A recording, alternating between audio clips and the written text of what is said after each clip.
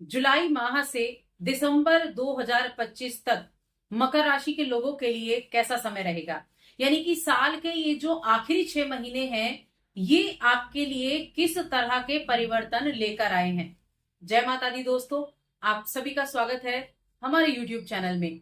और आज की इस वीडियो में मैं बात करूंगी इन 6 महीने, जो बचे हुए 6 महीने हैं, इनके राशिफल के बारे में। देखिए, जो पहले 6 महीने थे, इनमें हमने बड़े बड़े ग्रहों का राशि परिवर्तन देखा, जिनकी चर्चा शुरू से चल रही थी। आपकी राशि के स्वामी शनिदेव का राशि परिवर्तन हुआ, गुरु का हुआ, राहु और केतु का हुआ। अब बारी है इनके रिजल्ट प्राप्त करने की। अब ये आपको रिजल्ट कैसे देंगे, क्योंकि ये धीमी गति से चलने वाले ग्रह हैं, तो उनका रिजल्ट भी आपको कुछ समय बाद यानी कि उतनी ही धीमी गति से देखने को भी मिलता है। तो ये कैसे रिजल्ट देंगे, क्या ग्रहों की स्थिति है और क्या बदलाव होने हैं इन 6 महीनों में, ये भी हम जानेंगे। तो देखिए, अगर आप अपनी कुंडली देखें तो आपकी राशि के स्वामी शनिदेव वो तीसरे भाव में बैठे हुए हैं। तीसरे भाव में शनि की उपस्थिति अच्छी मानी गई है, मीन राशि में है। अब यहां इनकी स्थिति तो अच्छी है, लेकिन ये 13 जुलाई को वक्री हो जाएंगे। 13 जुलाई से 28 नवंबर तक ये वक्री रहेंगे। तो वक्री रहने का मतलब है ये आपको दूसरे घर के और तीसरे घर के भी रिजल्ट देंगे। आपका दूसरा भाव जहां पर राहु विराजमान है, और राहु यहीं पर रहने वाले हैं आपके पूरे वर्ष भर, यानी कि आप आगे 6 महीने में ये आपके यही रहेंगे। और देखिए, शुक्र की स्थिति अगर देखें तो शुक्र की स्थिति जुलाई के महीने में आपके पंचम भाव से शुरू होगी, आपकी राशि से ही, यानी कि त्रिकोण के स्वामी त्रिकोण में बैठे होंगे। उसके बाद इनकी स्थिति यहां से आपके पंचम में, षष्ठ में, सप्तम में, अष्टम में, नवम में और दसम में, इन 6 महीनों में इन राशियों में गोचर करेंगे। शुक्र ओवरऑल देखा जाए तो शुक्र की स्थिति अच्छी है, सिर्फ एक महीने को छोड़ दिया जाए तो कौन सा, जब शुक्र नीच के होंगे आपके भाग्य भाव में, तब आपको थोड़ी सावधानी रखनी है। उसके बाद हम देखें तो गुरु बृहस्पति आपके छठे घर में बैठे हुए हैं। गुरु बृहस्पति छठे घर में ही रहेंगे कुछ समय के लिए। इनका राशि परिवर्तन होगा, क्योंकि पहले भी हमने बात की थी गुरु अतिचारी हैं। तो गुरु क्या करेंगे, 18 अक्टूबर को आपके सप्तम भाव में आ जाएंगे और 5 दिसंबर तक यहाँ रहेंगे। उसके बाद फिर से यहीं चले जाएंगे। ये गुरु की स्थिति है। अब जुलाई के महीने से सूर्य यहां से गोचर करेंगे। सूर्य का गोचर यहां से और आपके 12वें घर तक रहेगा। इस दौरान सूर्य आपके छठे में अच्छे रिजल्ट दे रहे हैं, सप्तम में थोड़ा मिले जुले प्रभाव देंगे, अष्टम में आएंगे तो अच्छे नहीं कहे जाते, नवम में ठीक रहेंगे, दसम में नीच के हो जाएंगे, लेकिन उसके बावजूद, नीच के होने के बावजूद भी कुछ ना कुछ वहां रिजल्ट देंगे, क्योंकि कारक है इस भाव के। 11वें में जाएंगे तो भी अच्छे हैं, 12वें में जाएंगे तो मिले जुले प्रभाव देंगे। तो ये सूर्य की स्थिति रहेगी। उसके बाद अगर हम बुध को देखें तो बुध हमेशा सूर्य के आसपास ही रहते हैं, सूर्य के आसपास ही उनका गोचर रहता है। केतु वो विराजमान है यहाँ आपके अष्टम में, और 28 जुलाई तक मंगल भी यहाँ बैठे हुए हैं। केतु यहीं विराजमान रहेंगे, लेकिन मंगल का राशि परिवर्तन हो जाएगा। मंगल अष्टम, नवम, दसम और एकादश में रहेंगे इस पूरे वर्ष आखिर के 6 महीने में। अब इन ग्रहों का प्रभाव कैसा है ये जान लेते हैं। सबसे पहले मैं बात करूंगी आपके करियर के बारे में। बिजनेस हो गया, करियर हो गया, फाइनेंशियल कंडीशन हो गई, या फिर भूमि वाहन खरीदने का समय हो गया। तो देखिए, करियर के हिसाब से देखा जाए तो आपके छठे घर में गुरु बृहस्पति बैठे हैं, और आपके गुरु बृहस्पति तीसरे भाव के स्वामी हैं और साथ में आपके 12वें घर के स्वामी हैं। जो भी इस राशि के जातक विदेश में नौकरी कर रहे हैं, विदेशी कंपनी में नौकरी कर रहे हैं, उनके लिए अच्छा रहेगा। देखिए, नौकरी में अनुकूलता तो रहेगी, लेकिन बड़ी परेशानी कोई नहीं रहेगी। देखिए, अनुकूलता है, बड़ी परेशानी कोई नहीं है, लेकिन हाँ, ऐसा हो सकता है कि छठे भाव में गुरु का गोचर बहुत अच्छा नहीं कहा जाता। तो क्या होता है कि कुछ कॉम्पिटिटर आपके सामने आ सकते हैं, कुछ प्रतिद्वंदी आपके सामने हो सकते हैं, जिनको आपको हराकर आगे जाना है। ये चीजें जरूर हो सकती हैं। तो कॉम्पिटिटर रहेंगे, और साथ में आपका जो सेकंड हाउस है वहां पर राहु की दृष्टि भी है, सॉरी, राहु यहाँ बैठे भी हैं। तो ये क्या करेंगे, सेकंड हाउस वाणी का है, आपकी वाणी को थोड़ा सा प्रभावित कर सकते हैं। और यहां से देखिए, राहु जो है ना, गुरु को देख रहे हैं। तो जो आपका जॉब प्लेस है वहां ध्यान रखना है, अपनी वाणी के जरिए लोगों को अपना शत्रु ना बनाए। इस चीज का खास तौर से ध्यान रखें। वाणी के द्वारा अपना नुकसान ना कर पाए आप, इस चीज का ध्यान रखें। थोड़ी सावधानी जरूरी है बस। इसीलिए नौकरी के स्थान पर संबंधों को अच्छे से बनाकर चलना है, तो आपको रिजल्ट अच्छे मिलेंगे। खास तौर से एक बार फिर से कहती हूँ कि वाणी का ज्यादा ध्यान रखना है, क्योंकि गुरु जो है वो छठे में है और राहु की दृष्टि भी है। हालांकि गुरु भी राहु को देख रहे हैं, तो गुरु क्या करेंगे, धन दिलाने में उतनी सहायता नहीं करेंगे जितना धन को संचित करवाने में करेंगे। ठीक है, तो थोड़ा सा वाणी पर ध्यान रखें। बिजनेस की अगर बात करें तो ये बिजनेस का हाउस होता है। अब यहां अगर हम देखें तो देखिए, मेहनत अगर आप कर रहे हैं तो मेहनत से आपको लाभ मिलेगा। गुरु आपको सपोर्ट तो करेंगे, क्योंकि गुरु नवम दृष्टि से सप्तम को, दूसरे भाव को देखेंगे, तो धन तो आएगा, सपोर्ट तो करेंगे। और पंचम पर जो पांचवा भाव है, इस पर शनि की दृष्टि भी है। शनि आपके तीसरे घर में बैठकर यहाँ पर दृष्टि भी डाल रहे हैं। और अगर हम बिजनेस यहाँ पर देखें तो सप्तम आपके दसम के स्वामी भी होते हैं।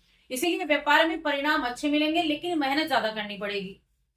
लेकिन उस ज्यादा मेहनत के द्वारा भी आप अच्छे रिजल्ट प्राप्त कर सकते हैं।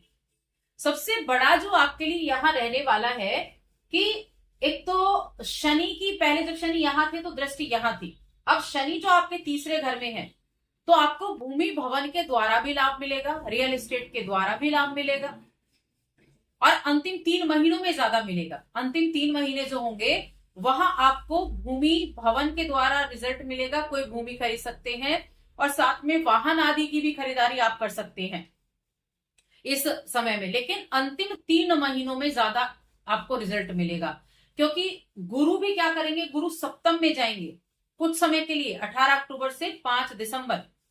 अब यहां से इनकी दृष्टियां बदलेंगी, 1 2 3 4 5 इच्छा पूर्ति कर पाएंगे आपकी, आपके जो ज्ञान है उसका उपयोग आप कर पाएंगे, ट्रेवल के द्वारा रिजल्ट अच्छे प्राप्त कर पाएंगे, कम्युनिकेशन अच्छा रहेगा, फाइनेंशियल कंडीशन अच्छी होगी, तो उस ये टाइम पीरियड आपके लिए ज्यादा अच्छा रहेगा।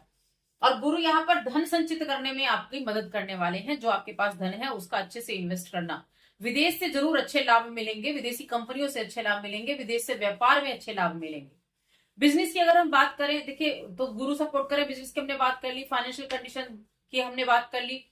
अब हम बात करते हैं शिक्षा की, एजुकेशन के लिए कैसा है। तो एजुकेशन का डिपार्टमेंट कहाँ है, शुक्र के पास है, पंचम भाव के स्वामी है। लेकिन बुध देव की स्थिति भी ओवरऑल 6 महीनों में अच्छी है, जो आपकी शिक्षा के लिए अच्छे हैं।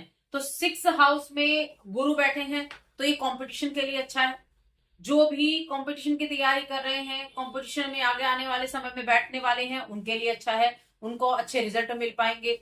जो घर से दूर रहकर पढ़ाई कर रहे हैं उनके लिए अच्छा है। जो उच्च शिक्षा के लिए बाहर जाना चाहते हैं उनके लिए अच्छा है। ज्यादातर समय आपका जो फोकस है ना वो अच्छा बना रहेगा, ज्यादातर समय आपके लिए अच्छा रहेगा, क्योंकि बुध की स्थिति अच्छी होना बहुत मायने रखती है, और गुरु भी आपके लिए सपोर्ट करने वाले हैं। सूर्य, देखिए सूर्य यहां से गोचर करके 7th में जाएंगे, 8th में जाएंगे, 9th और 9th में जाएंगे, उसके बाद 10th में जाएंगे, तो ये 12वें भाव तक जाएंगे। तो ये स्थिति मैं कहूंगी ओवरऑल ठीक ठाक रहने वाली है। अक्टूबर के महीने में थोड़ी सावधानी रखनी है, जब यहाँ सूर्य नीच के होंगे। लेकिन नीच के होने के बाद भी वो आपके आप एफर्ट करते हैं तो उसके द्वारा रिजल्ट मिलेगा। तो ये चीजें रहेंगी। प्रेम जीवन और वैवाहिक जीवन की अगर देखी जाए तो प्रेम जीवन आपका पंचम भाव है, प्रेम। अब गुरु जो है वो विवाह के कारक हैं, तो वो यहां बैठे हुए हैं। पंचम पर शनि की दृष्टि भी आ रही है, तो ये क्या रहेगा, देखिए शनि तीसरी दृष्टि और गुरु जो है छठे में है, तो छोटी छोटी बातें उनको इग्नोर करना होगा, छोटी छोटी बातों को पकड़कर नहीं बैठना है। जिद्दी स्वभाव आपका हो सकता है, अपने जिद्दी स्वभाव को आपको बदलना है, थोड़ी बेरुखी से आप बात कर सकते हैं, तो ध्यान रखना है। जितना अच्छा एक दूसरे के प्रति आप समर्पित रहेंगे उतने अच्छे अपने प्रेम जीवन को आप कर सकते हैं। शुक्रदेव शुरुआत में आपको अच्छे रिजल्ट देंगे, सप्तम में आएंगे तब अच्छे रिजल्ट देंगे, और जब आपके दसम भाव में जाएंगे तब अच्छे रिजल्ट देंगे। तो प्रेम जीवन के मामले में मैं कहूंगी मिले जुले प्रभाव रहने वाले हैं। वैवाहिक जीवन अगर देखा जाए तो देखिए वैवाहिक जीवन आपका अच्छा है, शनिदेव अच्छा रिजल्ट देने का काम करेंगे। यहाँ वैवाहिक जीवन में शनिदेव अच्छे परिणाम देंगे, आप जागरूक भी रहेंगे, प्रैक्टिकल ज्यादा रहेंगे। एक होता है कि बस सोच विचार में आपने वक्त निकाला, एक है कि आप प्रैक्टिकली चीजों को करते हैं, एक दूसरे का सम्मान करते हैं। तो वैवाहिक जीवन के लिए यहाँ फिर भी ठीक ठाक रहने वाला है, बेहतर रहेगा, स्थिरता आएगी। तो मैं वैवाहिक जीवन के लिए ये समय अच्छा बोलूंगी। और 18 अक्टूबर से 5 दिसंबर तो काफी अच्छा रहेगा, क्योंकि गुरु बृहस्पति सप्तम में आ जाएंगे, तब आपके लिए ज्यादा अनुकूल स्थितियां बनेंगी और विवाह के योग भी बनेंगे। 18 अक्टूबर से 5 दिसंबर तक विवाह के योग भी आपके लिए बनने वाले हैं। इसके बाद परिवार की अगर बात करें तो देखिए आपके 2nd हाउस में राहु बैठे हुए हैं, लेकिन राहु 2nd हाउस में है, लेकिन चौथे घर में आपके लिए स्थितियां अच्छी हैं। तो परिवार में थोड़ी बहुत गलतफहमियां जरूर हो सकती हैं, पर शनि की वजह से चीजें अच्छी भी रहेंगी। मिले जुले प्रभाव आपको यहाँ अपने पारिवारिक जीवन में देखने को मिलने वाले हैं।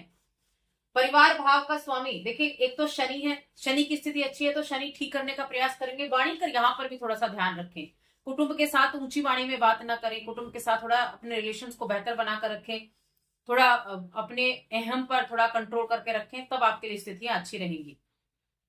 बाकी मंगल इसके स्वामी होते हैं। मंगल जुलाई के महीने में आपके अष्टम में रहेंगे, उसके बाद मंगल आ जाएंगे यहाँ, तब आपके सबसे ज्यादा ये विदेश जाने के योग बनने वाले हैं। विदेश जाने के योग भी इस समय अवधि में, जो पिछले 6 महीने है ना, इस समय अवधि में आपके लिए विदेश जाने के योग भी बड़े अच्छे बनने वाले हैं। और कुछ समय तो ऐसा रहेगा जब विदेश के ज्यादा योग आपके लिए बनेंगे। दिसंबर में आपके लिए विदेश का योग बहुत अच्छा बना हुआ है। इसके बाद अगस्त में आपके लिए विदेश का योग अच्छा बना हुआ है। साथ में शनि आपके तीसरे घर में विराजमान है और साथ में वक्री भी हो जाएंगे, तो ये समय आपके लिए विदेश के लिए ज्यादा अच्छा है। तो ओवरऑल हमने सारी चीजों पर बात कर ली है। अब उपाय की बात करते हैं। उपाय के तौर पर एक तो केसर का तिलक आप लगाएं प्रतिदिन, इस उपाय को करें। दूसरा, आप शनिदेव के उपाय, शनि के बीज मंत्र का जप आप कर सकते हैं, वो आपके लिए अच्छा रहेगा। तो बस आज की इस वीडियो में इतना ही। वीडियो कैसी लगी हमें कमेंट करके जरूर बताएं। जय माता दी।